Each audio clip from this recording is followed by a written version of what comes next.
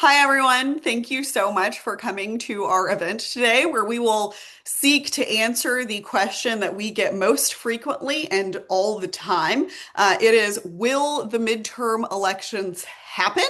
And before I turn it over to our esteemed senior reporters and introduce them, I just want to give a thesis for this hour, which is that the midterm elections are going to happen.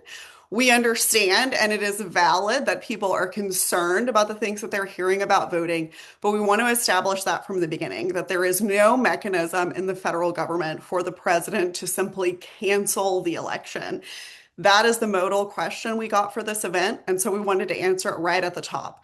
And so we're going to answer much more specific questions over the course of this hour, and there'll be a little bit of time at the end for more questions. So if you have a question as we're going through our presentation, please drop it in the Q&A and we will get to all of the ones that we have time to get to, and some of our reporters may answer them in the Q&A themselves as we go.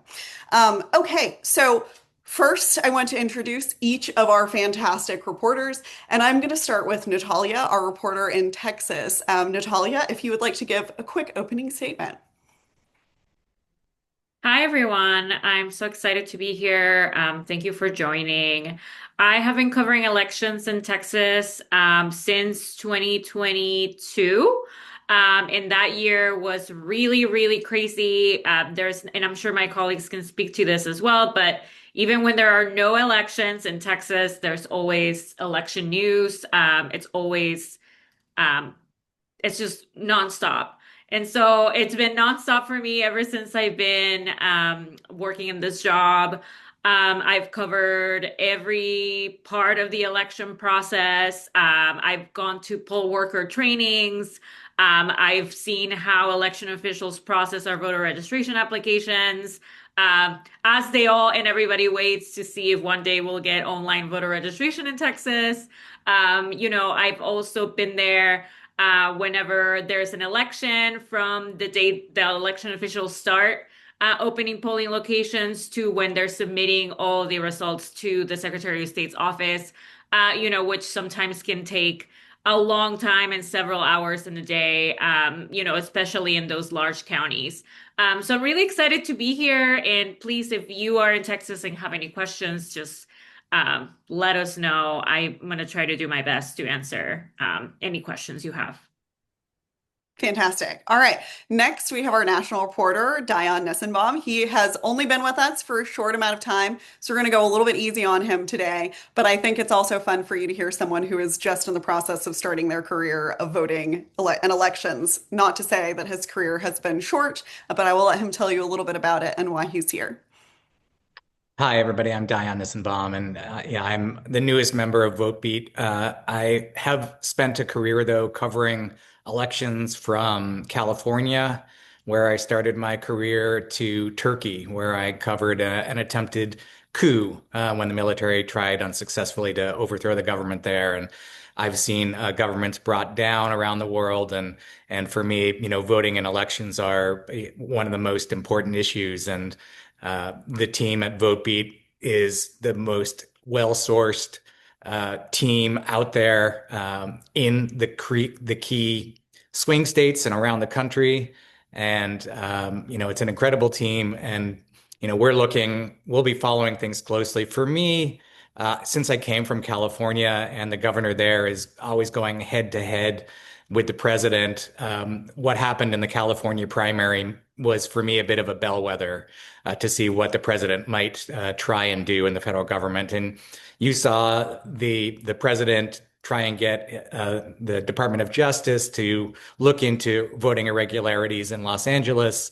And that was about as much as you saw. And I think that's an interesting bellwether for all of us in terms of what the federal government might and might not try to do. And that's what we do at Votebeat, is look at the facts and not try and speculate too much about what will happen, but just use our sourcing out there deep, deep in election circles to figure out what is happening and what the reality is. Fantastic. All right. And now we have our Pennsylvania reporter, Carter Walker. Ooh, Carter Walker. I'm going to say weird stuff all day, I think. Go ahead, Carter. Thanks, Jess. Hey, I am Carter. I cover voting elections here in Pennsylvania, our nation's swingiest of swing states. And I've been with Votebeat since 2022 as well, a couple of months after Natalia.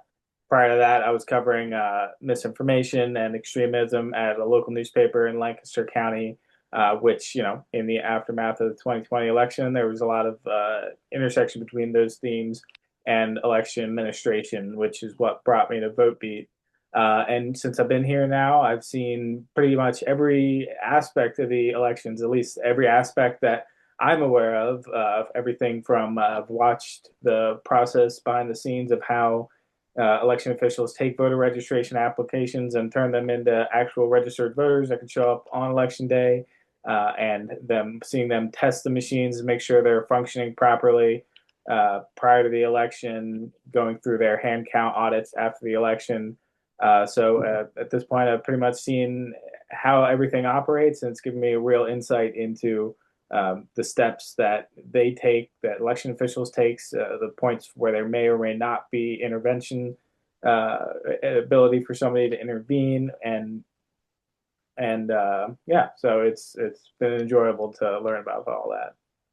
That's great. Thank you guys. And I will just wrap that little introduction by saying this will, in fact, be my sixth federal election that I have covered really in depth in a national collaborative way. So prior to the last couple of years at Votebeat, I was the lead elections reporter at ProPublica, where I ran election land, and we had sort of inside little access into all 50 states and the election administration problems happening there so that we could pipe those into hundreds of newsrooms across the country. And at VoteBeat, we do our experts desk. So we have about 100 experts and about 500 local journalists all in a Slack channel for about 3 months around the election, talking about their concerns, getting quotes.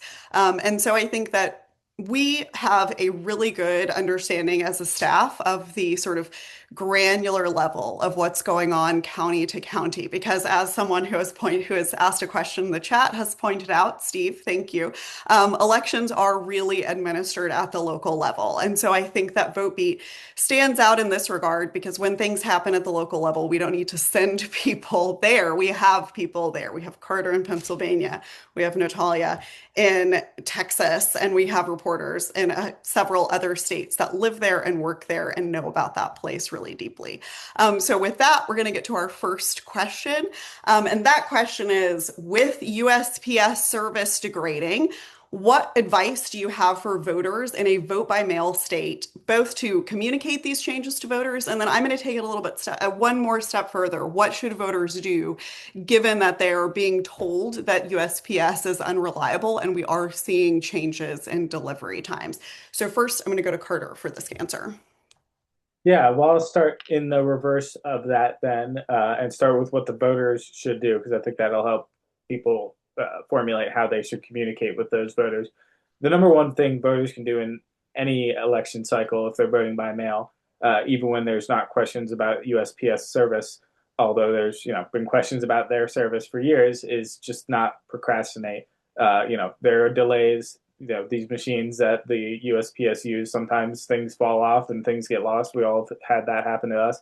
So not delaying getting your ballot back to your election official is the number one thing voters can do, so that if you see through your state's online ballot tracking system, if they have one, that their ballot hasn't been delivered, you can go and rectify that either by getting another ballot from your county or by going and voting in person. I think the number two thing that voters should do for themselves to help avoid any issues with USPS is just to stay organized. Don't toss the ballot that comes to you in the mail just in your pile with all your regular mail. Put it on your fridge or somewhere obvious that you're going to see it.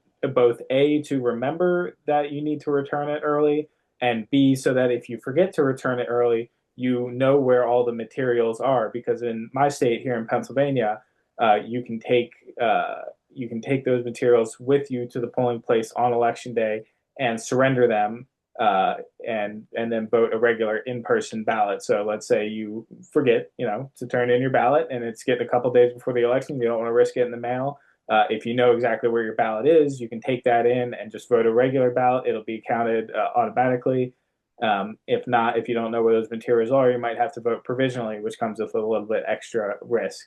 What should folks communicate? I would think number one is those points to make sure that you're getting it in early, that you know where it is. If your state has a tracking system for mail ballots, uh, direct voters in your communication materials to those tracking systems, and then make them also aware of what remedies they have available to them if there is some kind of issue with their mail ballot.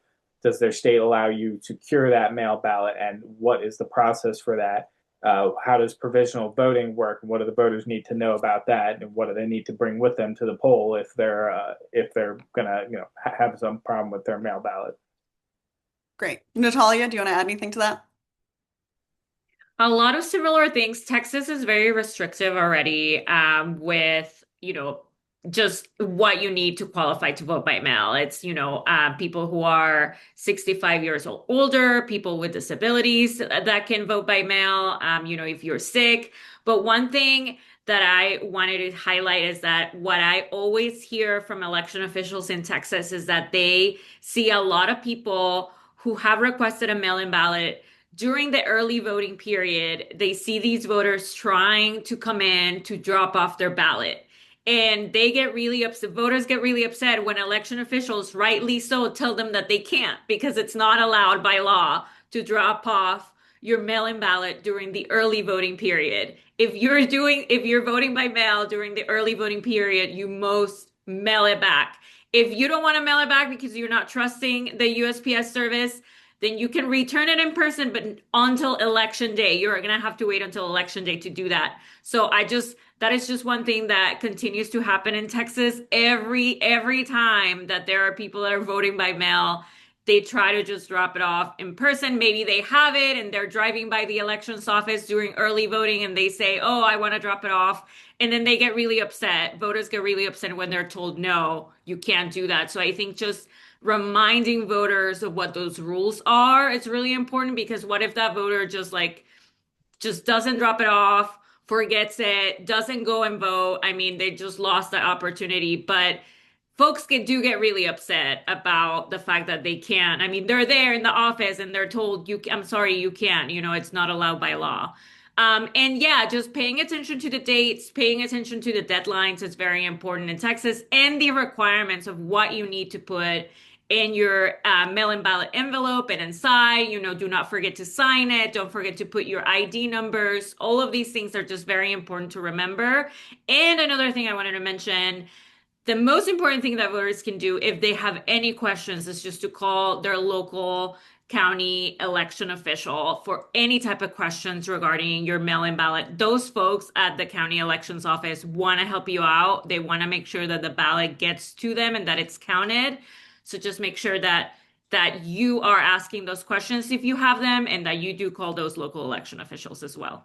I just want to ask one more little question before we go on to the scheduled next one, which is, can you both address drop boxes in your state? We've just had Elizabeth in the Q&A has just asked about those. And certainly that's something that I think a lot of activists tell people if they're worried about the mails. It's fine, just use a drop box. What say you, Carter? Yeah, drop boxes. Pennsylvania, I think, is like a microcosm of the state in this in many regards. That issue is going to be really specific to where exactly you are. Obviously, we all know. I think most of us, if you're here, know that states individually make up their own rules. Make up isn't maybe the right term, but create their own rules on voting. So their regulations on drop boxes are going to be different everywhere you go, and that's the truth here in Pennsylvania. Some counties here in Pennsylvania have them, and some don't. This is where, for a voter, their local election official becomes the most valuable resource in telling them they might have a drop box, and an organization who's giving out information on voting might say, oh yes, Lancaster County has a drop box, but local election official is going to tell you a lot more specific details about exactly when is it open, where is it located. Oh, it's actually on the second floor of the courthouse, so you got to take this elevator, that's in the back hallway, and go up there. So they can be a tremendous resource on knowing as a voter what you should specifically do in your area. Natalia. There are no drop boxes in Texas. In Texas, those are not a thing. If you're turning in your ballot, like I said, in person, and you must do so only on election day, you turn it in to a person. You do not drop it in a box anywhere. Those are not a thing here. So we don't worry about that. But yes, if you are voting by mail in Texas, mail it during the early voting period. And if you can't do that or you forgot or something happened, want to turn it in person, you must wait until election day to do so. Thank you both. All right, next question. Let's broaden this out just a little bit because we know that USPS is not just suffering from mail delays. There's also this really big executive order that requires USPS to sort of create a list based on who the states say are eligible to vote and all of these other crazy things. So first, I would love for Dion to give us an update on where we stand with that, and what can happen, whether what the ruling says, whether it can be enforced, and what that means for voters. Sure. The short answer is that nothing is likely to happen on this front. The executive order the president issued would require the Postal Service to eventually become a election enforcement agency. So states would have to submit lists to the federal government of everybody that wants to get an absentee ballot. And they're supposed to do that 60 days before an election. And the executive order also says that states have to let the federal government know 90 days before the election if they're going to take part in this. So that would be in about 3 weeks. So what's happened up till now is that two different federal judges have blocked this from happening for different reasons. So right now, the executive order on this part is frozen. The federal government asked what the judges to intervene quickly. The judge has not done so now. There's a sense that the federal government might want to bring this to the Supreme Court, but in reality, the timeline is just too short for anything like this to happen. Even if the federal government acted now and got it to the Supreme Court in a week or two, and they took some emergency action quickly to allow it to go forward, I think many states would be unable practically to implement this because it can't be done in time. So it seems very, very unlikely that this executive order on postal services role in the federal government will be enacted for this election. Great. Okay, so I'm going to turn to Carter for the rest of this question, which is let's pretend, right? Let's pretend for a second that the USPS did decide, okay, we're just not delivering any ballots, right, as a result of this skirmish. I think that's unlikely. What say you? Right. I also would think that would be unlikely.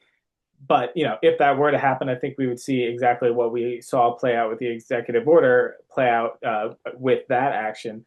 There are, I'm not a lawyer, but my understanding is that there's pretty well established case law on how the postal service is to operate. It's an institution that was created under the Constitution, and Congress is given direction over how it's supposed to run. So the statutes that Congress has made govern what it's supposed to do, and it says USPS has an obligation to deliver our mail, and if USPS were to not listen to that, obviously that would very quickly be challenged by the states.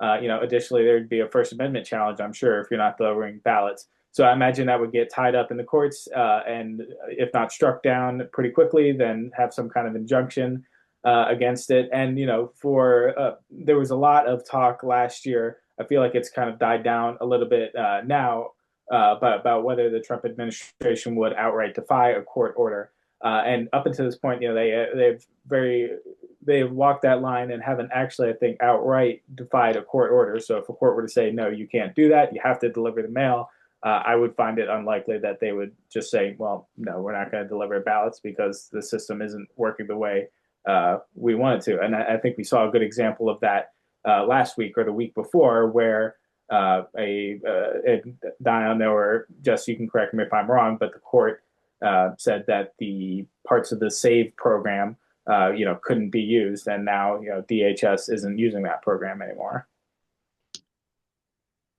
Diane, do you have anything to add to that? Yeah, well, that's I don't want to go too far off track, but it's interesting because there have been dual federal rulings on exactly that because there are several states that have gotten permission to use this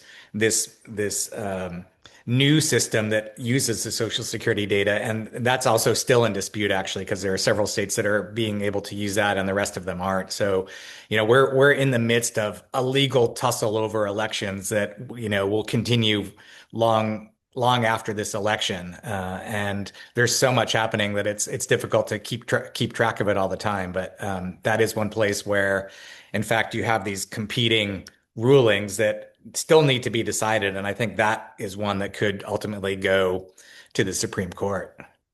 Yeah, that will be fascinating to watch. Okay, so now next we have a pretty interesting question, which is let's see. Oh, here we go. Yep. What advocacy steps can local groups be taking to strengthen election administration against potential threats? So, members of local advocacy groups, this question is for you. Natalia, what do you think? Yeah, I think the most important thing that folks can do is to encourage people that are really interested in elections, and who may have questions, who may be wondering, how things work, can the machines be hacked, like all of these things that we've heard. And in Texas already too, there's so many steps that folks have to follow. And it's so restrictive already to cast a ballot in Texas. But I think the best thing that can be done is to encourage folks to, volunteer to become a poll worker. Even if that's just, standing at the door, welcoming people in, I think just being able to be in the room and becoming part of the process can really open your eyes to all of the laws and the security systems that are in place, that really make the system work. Like I said, in Texas, we have a restrictive process of voting, but it is secure. I have been given the opportunity in a couple of cases to be able to listen in and to a poll worker training. And when I'm writing about election laws or when I'm reporting on a new law that's coming up, it's just being in the room and understanding all of the steps that it takes to open up a polling location and then close it, and then all of the questions that voters may have, or all of the different types of scenarios that can occur whenever people are trying to vote. It's just really helpful. And like I said, just for me, as I'm writing about elections and I'm writing about election policy, being able to see it, just, how it works and see it being implemented has been really helpful. And it really gives you a different perspective of all the work that election officials do to make the election happen, but also to make sure that every ballot is cast and counted and that eligible voters, can get there and get their vote, can get their ballot in. And so that would be my number one suggestion. In addition to that, because in Texas, there's just been so much scrutiny, even the folks that, have had questions or have been scrutinizing the process, or, have a distrust of the system that's in place, when they become part of it, like when they really get behind the scenes and they're, maybe even sign up to be a poll watcher. I mean, that is just, it's a lot of time that you have to be there, and it takes a lot. And it opens their eyes to a situation where if somebody says, oh, people went to sleep and they didn't count all the ballots, that like does not happen. And they get to see that firsthand. So that is definitely just the most important suggestion that I would get put out there. Yeah, I love that suggestion. I think, if you are concerned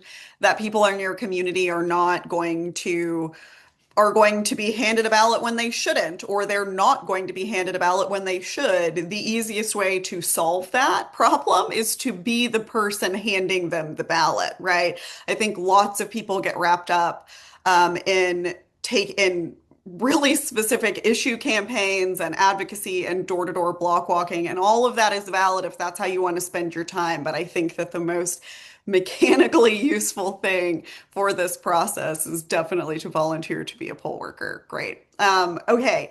So we're going to combine a couple of questions, and so I'm gonna kind of come to a couple of you on these. So what if ballot boxes are seized, right? That's not a crazy concern. President Trump has said that he regrets, for example, not seizing election systems after the last election. So this is something that people are talking about and preparing for. So what happens if they're seized? And how many elections offices have offsite backups such that they could continue to operate in the event of a seizure? So I think we'll go Dion, and then we'll go to Natalia, and then Carter, if you've got anything to add, I'd love for you to wrap us up. Yeah, I'd love for you, Jessica, also to weigh in on this. To me, talking to people, this is definitely kind of the worst case scenario for this election. It's not going to be canceled, but we do see this administration constantly pushing the boundaries everywhere, including on elections. And the seizure of the ballots in Fulton County, Georgia, was unprecedented. That was from the 2020 election, but that was the FBI going in, seizing ballots for the first time, pushing the boundaries again and again. And that creates this fear that somebody might say, non-citizens are voting here in Arizona, Maricopa County, and sending either the sheriffs in. We had a sheriff in California, in Riverside County, California, seized ballots. There are a number of ways this could happen, and it would be unprecedented and uncharted territory. It has the potential to create a situation where that election, I believe, could not be potentially certified, because if the chain of custody is broken with these ballots, then you can't assure the validity of the election. So once they're seized, that immediately opens that Pandora's box. Even if you have backups, it still could be problematic. And so, we do have a president who said he's regretted seizing the ballots. We do have this possibility that's open there. From my perspective, I think this is, one of the biggest concerns. I think that it's unlikely, but this is a president that continues to test the boundaries, and if he does go this way, there really is no roadmap for what could happen, how they could challenge it. There would of course be legal challenges to try and stop it from happening, but once they're taken, that chain of custody, I believe, is broken, and not sure what you can do at that point. It would be difficult. I'll just add before we go to Natalia that, I think that it's important to keep in mind that in order to seize any ballots, there has to be a warrant. These are still rules that exist in the United States. A judge would have to sign off on this. And hello, Miklo. That was very cute. I'm glad we've had a little furry friend appearance. So we would have to get a judge to sign off on this. And I think people are still kind of surprised that the judge signed the warrant in Fulton County. But let's keep in mind that the judge signed that after the state counted those ballots a lot of different times and has backups of them, knew what was in all of the boxes. Those ballots had been counted and recounted and were certified, right? That is a thing of a different order. I think it would require quite a lot of very damning evidence to justify the seizure of ballots that had not yet been counted and certified. There are a number of federal laws that protect ballots while they are in the process of being certified. States have very robust laws around certification and chain of custody and where the ballots are and when they become official and under what conditions. And so a lot of very strange circumstances would have to line up for me to consider this a plausible scenario. But Dion is right. Of course, this is an administration that tests the boundaries all the time. I don't think that we can put the attempt past them, but I think that success here is pretty unlikely, except for in pretty alarmingly specific circumstances. So, Dion, anything to add there before you go to Natalia? Am I right about the chain of custody issue though? Is Yeah, that no, you're totally right about the chain of custody issue, and I think that is something that people are even still concerned with the Fulton County ballots, right? If the federal government takes these ballots and does whatever they're going to do with them and then charges people on that basis, like it's hard to imagine sort of being able to stay organized with 700 total boxes of information, right?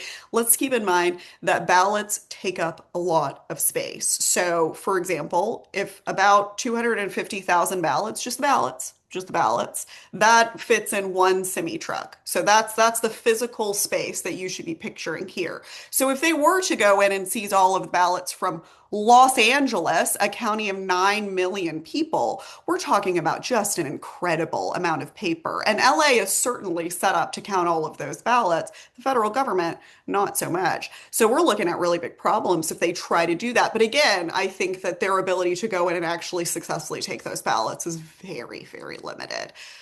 But I do know that Natalia has some information about the backup stuff and the ballot images and all of that. So I want her to talk about that as well. Yeah, so even it's just important to keep in mind that even if, a county or, a state were to turn in any type of documents, but it would be, of course, the counties, because that's where you keep the ballots, right? That are the counties have at least in Texas, they have a backup plan when it comes to this. They have ballot images.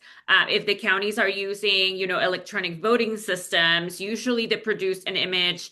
Also in Texas, after 30 days after an election, I'm sorry, 60 days after an election, those ballots become public record. And there's already a lot of counties that produce that put those ballots in those ballot images. And I'm talking about just there's no name, no voter names or anything, any identifiable information, but that is already kind of available for the public to inspect because there's been so many requests to inspect ballots ever since the 2020 election.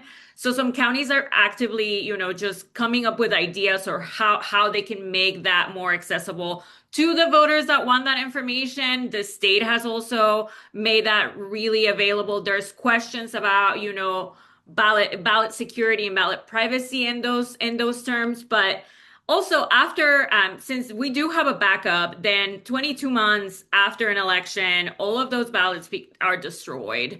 But yeah, there's always that paper backup, and also now with technology, this electronic backup as well. If there's any questions about that, if anybody wants to look at anything in Texas, I mean, they could just also put in a records request. Know that election officials don't have enough on their plate already to be fielding those, but that's why they're getting proactive and putting them online if they're able to. Carter, anything to add to that discussion? Yeah, I would just say the one thing I'd add, if we're looking to the Trump administration's past actions as perhaps an indication of the, methods that they could employ this time, if you'll recall that in 2020, one of the things that Trump and his advisors at the time pushed after the last election, where he didn't appreciate the results, was for several, state House leaders, state Senate leaders, Board of Elections leaders around the country. There was some pressure on them to maybe not certify the results of the election. And then in the midterms in 2022, I remember that being a significant concern, as well as in 2024. What happens if a local board of elections or a state board of elections just decides not to sign the paperwork saying that these are the results and this is what they are? Of course, that's a risk, I think, because while courts, at least here in Pennsylvania, and I know it has been the case elsewhere, have ruled that, well, once it gets to that point, the certification point, the actual signature that the official puts on the paperwork is just a ministerial act, and they don't really have discretion over whether or not they can sign that. Obviously, if that's the court's interpretation, that's how it'll probably wind up. But still, that doesn't really stop somebody from putting their physical signature on a piece of paperwork. Obviously, people have control over what their own hand does. So my concern would be you see people pressure local election officials, local elected leaders, not to go through with that certification, or at least delay it while they have some question. They tell these officials, "Oh, we have some questions. Just delay it until we can have these questions resolved." And if somebody buys into that, then we have a delay. And then maybe that delay is used as an excuse to not seat members of Congress. This is kind of the playbook that we saw happening with the presidential certification on January 6th and Mike Pence. A lot of these disputes in the states were being offered to him as a reason that he shouldn't move forward with the certification because these questions were supposedly still unanswered. So that would be the other concern that I'd see playing out in the post-election period is, do we have pressure to not certify the election, and then is that pressure used as an excuse to delay seating new members? Okay. And Dion, Natalia, any other concerns that you might have about the post-election process to add to Carter's answer there? No, I agree. The post-election also had exactly those concerns, but nothing to add. Okay, great. Natalia? Perfect. All right. Well, we're going to move right on. Okay. So we have a really interesting question that is close to my heart. So let's start with it. What advice can you offer to those in deeply red rural areas where voters say they trust the integrity of local poll workers, but are convinced there's widespread fraud in urban areas? Natalia, you're our Texas reporter. That's where and actually, this is unfair, Carter, and I apologize. We are 3-on-1 here. I am in Dallas. Natalia is in Corpus Christi. Dion is in Houston, and then we have one little Pennsylvania. I'm sorry, we're ganging up on you, but I am going to go to the Texan in the room first to speak to this question because I know that you and I, for example, have both sat in all night long while people in rural Texas hand count ballots, for example. So you have a lot of experience with this. Yeah, actually one of the election officials, he is an election official because he was a party chair in one of the counties that hand counted ballots in 2024. Yeah, 2024 now. He actually moved to that county from a big county, from Harris County, from the biggest county, and had a lot of concerns about how things were done, but he was involved with the party, with his party, the Republican Party in Harris County, and then came to a smaller county, moved to a smaller county, and then was involved in the hand counting process. But through the reporting of that story, he constantly talked about things that he saw in Harris County and things that could have been done, could have been improved, I think. And it does go a long way whenever we have election officials that are willing to say, hey, yes, there is a problem, and yes, we can fix it. Because his mind totally changed when he came to his county, even though they went through this whole hand counting process. When he moved to that smaller county that hand counted, he really trusted the election officials that did all that work and that helped them actually, make sure that the hand count just kind of got done and happened. But like I said, in the process of just interviewing him deeply for this effort to hand count, he just expressed how at the time that he was in Harris County, he just didn't think that the process was going well, or that it wasn't, that there weren't checks and balances. And ever since, I will say that there have been a lot of people from Harris County that have championed legislation that has actually, in Texas, that has actually made it has actually improved the chain of custody process in the state. And some election officials, I think, may say, oh, it might be too tedious. There's too many forms that we have to fill out now, and too many things that we have to make sure that match with the other. But all of that, if you don't have that, even though it might be tedious, like how do you go back at the end of the night and make sure that everything balances out and that everything checks out? And so I think that when election officials are willing to see that there are things that can improve, even if there's no malfeasance going on, whether it's a large or small county, I think that goes a long way. And the process in Harris has definitely improved. Not only have they gotten really, really experienced election officials in charge there now, but like I said, I mean, there's been some improvement that has come out of things that maybe one of our large counties wasn't doing well, or maybe, that counties across the state just weren't doing as well as they thought. But there was somebody who was willing to say, okay, and had the ear of the lawmakers, right? And was able to pass some legislation to improve some of those steps. Carter, I'd also love to hear from you on this because I would assume, and actually I know this for a fact, that you probably hear all the time from rural Pennsylvanians who think that Philly's elections are garbage, even though they do not vote there and have never done so. So what would you say to those people? Yeah, and it's not just the voters too, but you hear that from the elected officials too a lot when they want to walk this line of uh, speaking their constituents' language of having concerns about the elections, but they know themselves that the elections are secure. You'll see them say, "Oh, well, I can vouch for our county. I know we're doing it right. I can't tell you about the other counties, but we're doing it right here."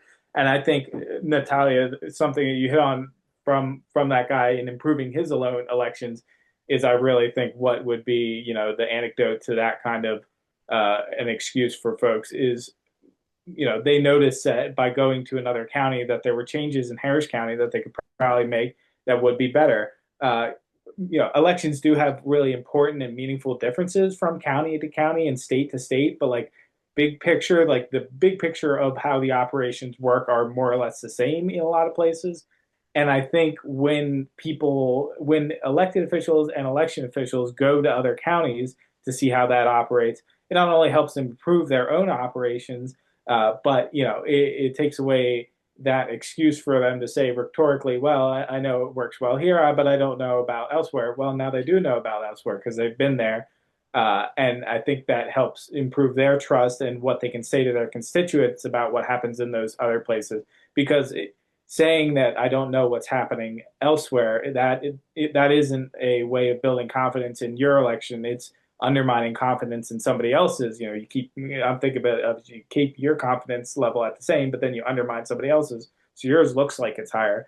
And election officials, they do make those trips, but generally it's for like some elected officials and like the elected people that oversee them. They make those trips to other counties to see the operation, but it's generally in a like, oh, well, we're doing this pilot program for the state. So Philadelphia or Tioga County is going to host it. So we'll all go up there. And then that's when they see their operations. I'd love to see that like in a more structured way where counties are regularly doing like an exchange program, having elected officials and, election people come and see what's happening in their office, see how they operate, because I can think just between our two big cities in Allegheny, I can think Allegheny and Philadelphia, I can think of several instances where if they were just trading staff and the staff were going back and forth pretty frequently, there were probably improvements both counties could have made in their operations that would speed things up. I'd love to. A lot more counties are getting more open to it now. I feel like Maricopa, I believe it was. They have those glass panels inside their county building where you can see things happening. And I know some civic groups in Philadelphia have been doing tours with the elections office of the warehouse, and like the commissioners will explain to them the process. I would love to see more counties do that kind of work, and counties not just invite their own voters to see how elections are working, but extend that invitation to voters in other parts of the state. Say, hey, you guys, I know you talk about Philadelphia all the time.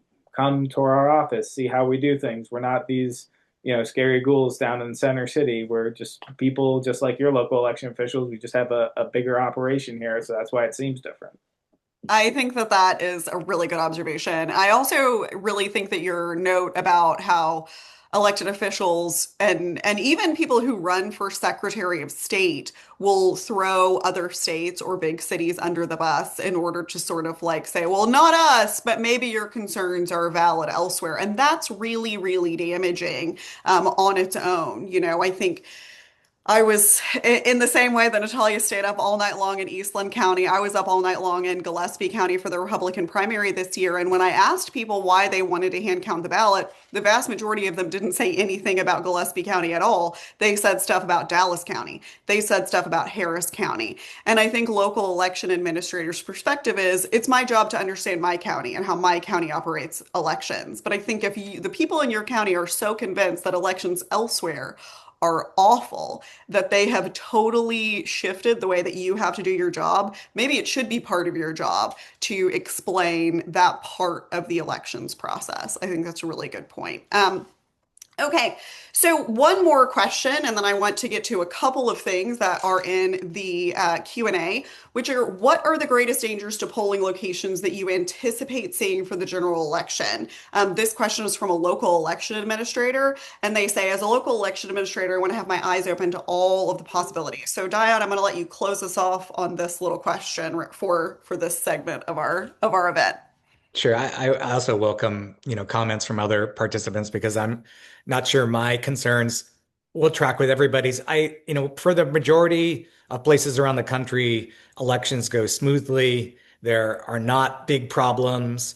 We tend to focus on the worst of the situations that come out. I think the biggest concern that I think could happen is increased law enforcement presence, not in polling places where they're not allowed, but near polling places where you could have attempts at voter intimidation. And, there have been incidents of that in the past, but certainly this is an administration, again, that has kind of been back and forth about exactly whether or not ICE officials will be near or around polling places. And so I think that is something we just have to watch because, this is an administration where things change on a dime and they might say that ICE won't be around and then they do turn up around. So I think preparing for that kind of presence near polling places is probably my sense about what could be one of the greatest concerns in terms of trying to depress turnout in particular parts of the country.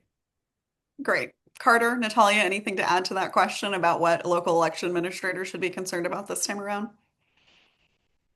I guess I would reiterate what I said before is uh, just facing outside pressure not to certify. I mean, it's likely not going to be the election officials themselves, but their bosses.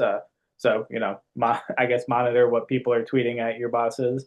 And of course, I know most election officials are, but if they aren't, they should be in contact with their state's fusion center, or at least via their Secretary of State with their state's fusion center, so that they can be aware of any threats that might be coming their way. I think that, in my mind, those are generally probably the most obvious problems that can happen. Is individual, like for a local person, is going to be in some individual taking some kind of action, like the guys that we saw come to the warehouse in Philly in 2020 with some firearms. That would be the thing that I would be keeping most eye on, but obviously that's difficult to monitor for.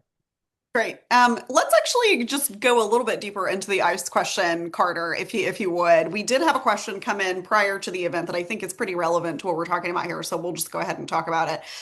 Can judges of election in Pennsylvania tell ICE officers or other federal law enforcement that they have to leave the polling location because PA law says that law enforcement officers must stay 100 feet away from the polling location? Yeah. Again, I'm not a lawyer, but I think the way I would read that statute, and I am familiar with it as well, is, I mean, to me, ICE is a law enforcement agency, right? So I would think that they are covered under that. But I know it's not only this election administrator who has that question. State Representative Malcolm Kenyatta, he introduced a bill that would specifically bar ICE from being at polling places. So obviously, he wanted to make sure that there's no ambiguity in that statute. And we've seen other states, I think it was Nevada, I believe, I should know this because I wrote about it a couple months ago, but Nevada passed a law, or some Western state passed a law specifically barring ICE, even though there is already laws on the books about not having law enforcement at a polling place.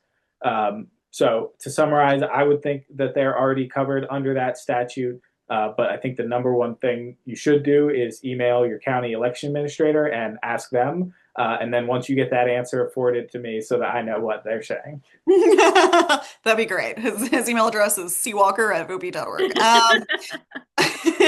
All right, so I want to get to a couple of questions that came in from the Q&A, and then we'll wrap things up for today. So first, we've got a question here about the SAVE Act, and that's super relevant to what we're talking about. I think that lots of people that I've spoken with in the last couple of days suspect that a lot of the interesting things that the administration has done on elections, like sending a note to all 50 election administrators in the country, warning them of criminal prosecution if they leave non-citizens on the rolls, or firing all three remaining commissioners at the Election Assistance Commission. But a lot of this is motivated by the fact that the SAVE Act, the act that would institute voter ID nationwide, but also do a bunch of other things, right? Like there's stuff about trans people in there. There's stuff about mail-in voting in there. It's a bit of a grab bag. That's the version Trump wants to discuss. So that's the bill that is at issue here. And our reader Russell, thank you, says, how likely is it the Senate will turn around and pass this? I'm going to go to Dion, but I would suspect that Dion's answer is going to be not that likely. I think it's not that likely. And yes, it's been stuck for a while, and the president has tried to use every way to pressure and intimidate senators into taking this, taking some step to get it through. But at this point, no, it doesn't seem like it's going to pass the Senate, and the president has tried every tool to get it through, and it just does not seem like it's working. There's a number of factors working against him. Politically, he's helped defeat some of the senators that are still in Congress, who he needs to vote with him, who are not likely to vote with him because they've succeeded in the president succeeded in getting them kicked out of office. So, short answer is it doesn't seem likely in the short term. I don't think yeah, I totally agree. And certainly, I mean, the midterms could go an interesting direction, and maybe he does a lot better than the polls suggest that he might, and we're dealing with the SAVE Act again in 2027. But I think ahead of the midterms, there's not much in that bill that I would worry about affecting the way that voters vote in November. Okay, one more quick question. What happens in states or counties in which, this is from Aileen, I'm sorry if I'm not saying your name correctly. What happens in states where ballot boxes have been vandalized, and how are those ballots counted? This is a question that we get a lot, so I think that we should just answer it real quick. Carter, Natalia, any instances of this in your state? Carter, I bet you're more likely. If not, I can answer the question, so go ahead. Thankfully, not that I'm aware of that we've had any vandalized here in PA, though I'm sure you'll talk about Oregon or maybe Arizona. Yeah, I mean, well, if you'd like to, go ahead, but I can do Yeah. that. Mhm. Well, I think it was Oregon that had somebody stick no, I guess it was both states that had the same exact thing happen where somebody, shoved lighter fluid or whatever through the hole of a drop box and lit it on fire, unfortunately. I don't know if they were ever able to trace down every single person who had a drop envelope in those drop boxes. But I know that those instances like have inspired other counties to take their Dropbox security a little bit more seriously. The obvious first step is just having security camera pointed at it. But some of the more advanced Dropboxes on the markets now, I think they even have cameras pointed at the envelope slot so that they can see whose ballot is coming into the Dropbox as it's being deposited. Don't quote me on that, but I believe that is a product that's out there on the market now, and some of them are even being built with fire suppression systems in them. So I don't know if we have an answer to exactly what happened to those ballots. Maybe you do, Jess, but I think the positive to come out of those negative situations is the improvement in technology.